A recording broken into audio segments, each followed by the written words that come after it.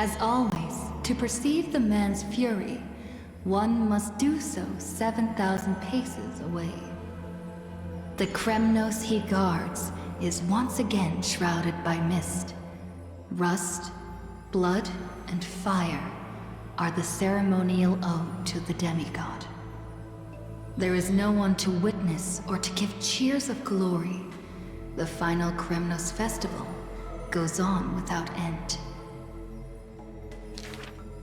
The victor shall embrace death and silence, and his glory will only be remembered by the defeated array. For that man, laws and seals no longer have meaning. War and battle never cease for a single minute, each passing day indistinguishable, morning and night entwined.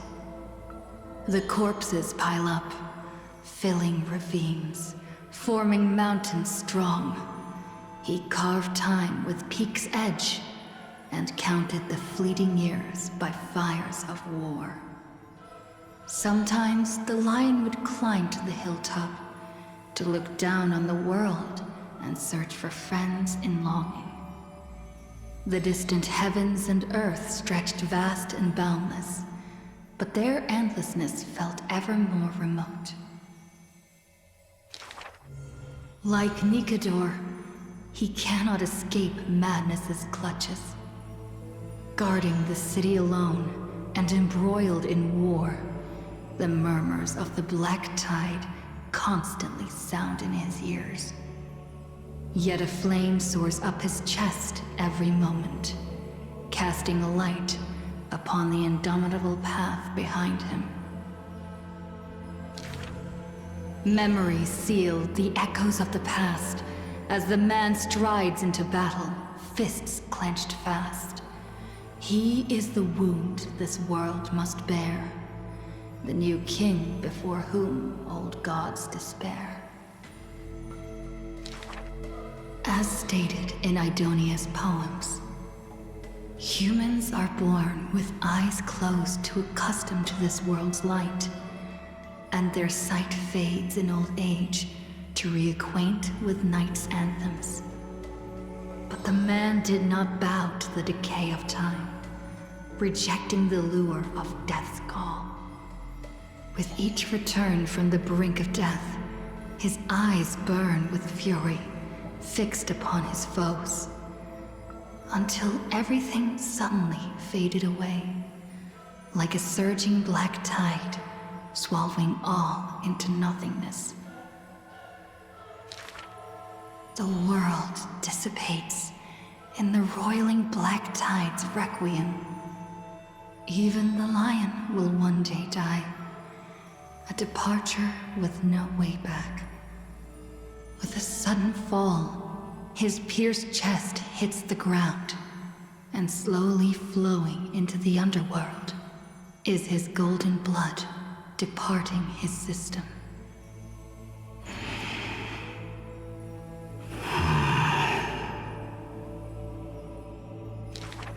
But that gaze, fierce as flame, never dimmed, not even in death. Looking beyond those flame-seeking figures, reaching far toward the endless horizon. In the morrow's sky, the stars will chant. The lone king of Kremnos is called Mighty. His journey was one of ceaseless, eternal warfare. And behind him, he left a world ablaze with glory.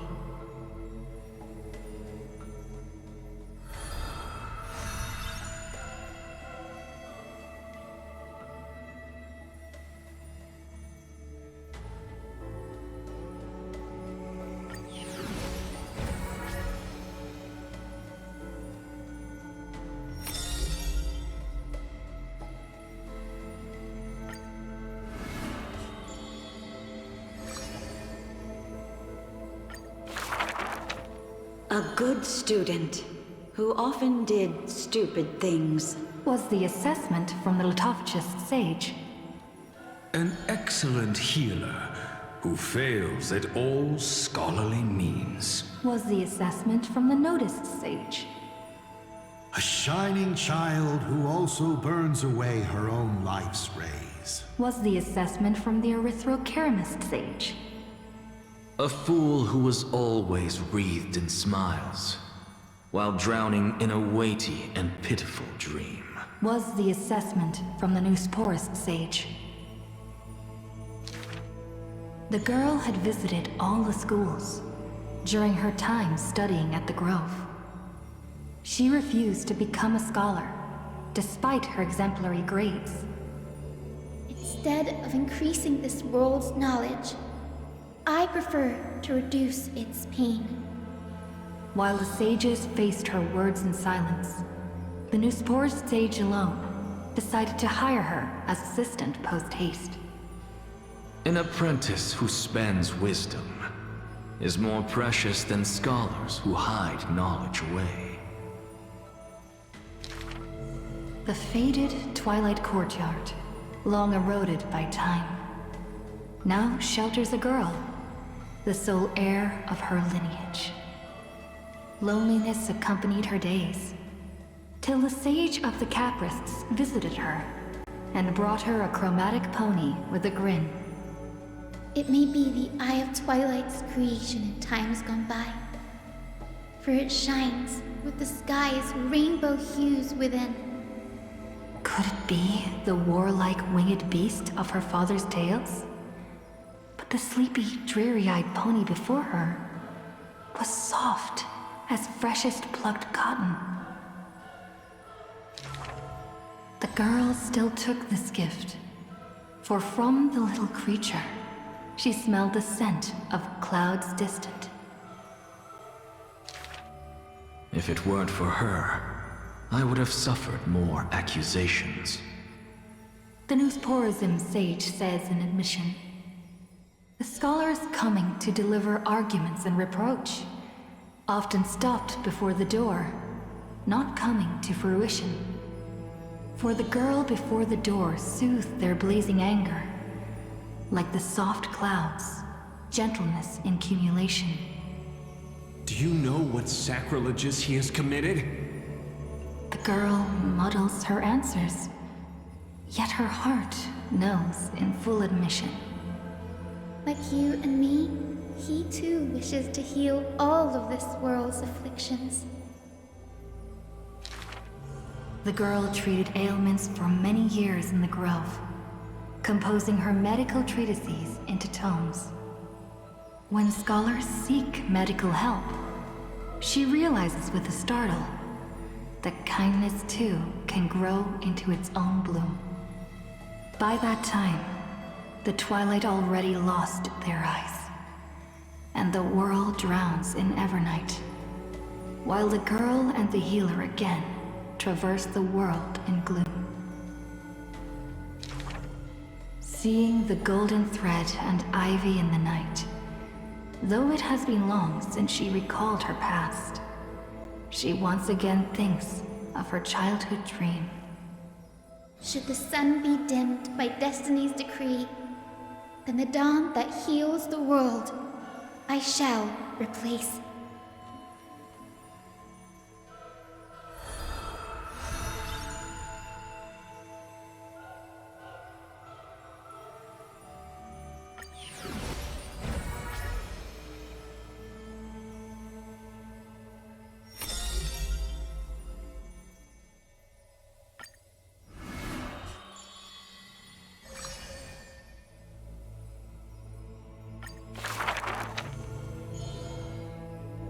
I fear. How can mere mortals defy the gods? I worry. How can mortal bodies reforge the world anew? I suspect that the prophecy is simply a rumor.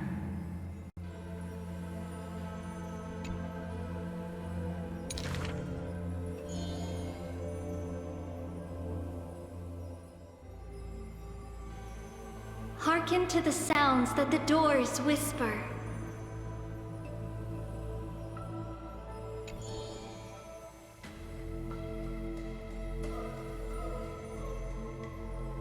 overthrow the gods, it declared.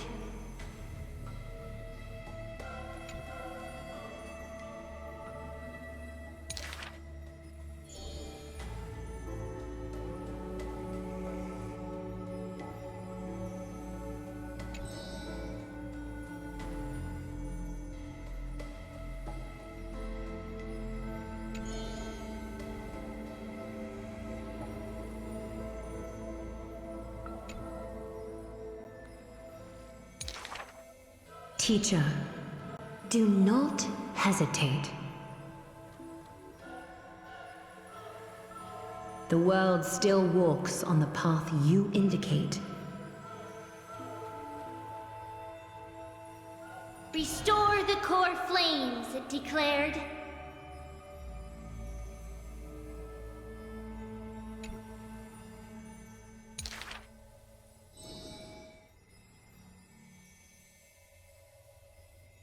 Stop! We only wish to live life as it is. No more. Cease! Our achievements already stand tall. Rest up! We only wish to live in peace and prosperity.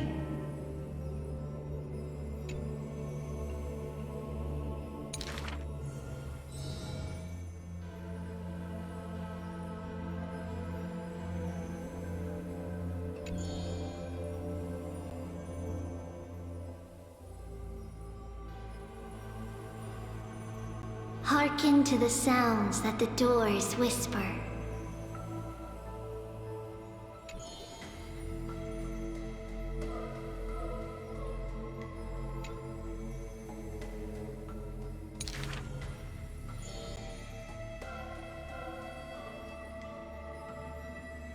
Please, be not afraid. We will definitely bring you to a new home. Lady Treeby, Lady Trianne, please, don't cry. Do not worry. We trust you always.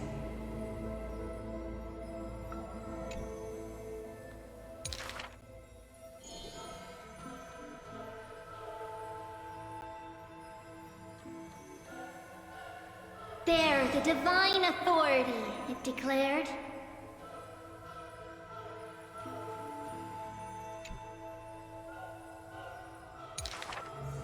Quiet Trinan has little to say. Lively Trianne loves to play. And well-behaved Treeby roams around all day.